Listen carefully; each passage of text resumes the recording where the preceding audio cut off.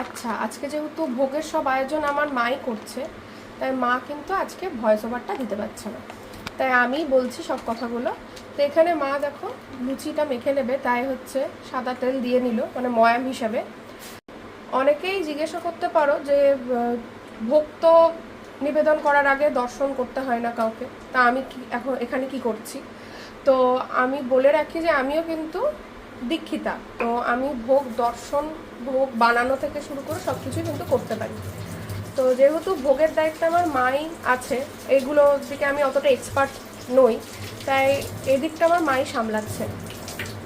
তো এখন লুচিটা মানে এই ময়দাটা মেখে নেবে, তারপর ডোটা তৈরি হয়ে গেলে তারপর তোমাদের সাথে শেয়ার করছি। এই যে ভোগের লুচিগুলো এখন ভেজে নিচ্ছে মা। এখানে ঘি আছে না? হ্যাঁ, এটা কিন্তু ঘি দিয়েই ভাজছে।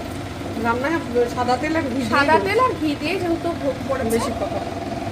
হ্যাঁ, আমি তোমার ভয়েসটা করে দিচ্ছি। এই যে লুচিগুলো ভেজে নিচ্ছে, আর এখানে পাত্র রয়েছে, এগুলো সব ভাজা হয়ে গেলে তারপর তোমাদের সাথে আবার শেয়ার করছি। আর ওই যে ওইখানে তালের বড়া ব্যাটার, ওখানে তালের বড়া ব্যাটারটা রয়েছে, আর এখানে সব লুচিগুলো বেলে রেখেছে।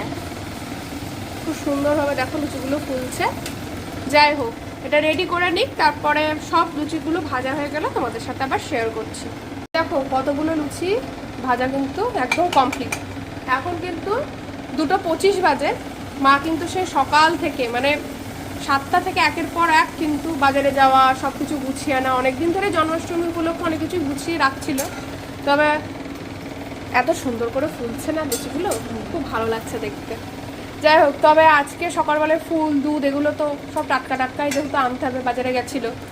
আজকে আবার ফুলের খুব ক্রাইসিসও, সবাই যেহেতু জন্মাষ্টমীটা পালন করেই থাকেন।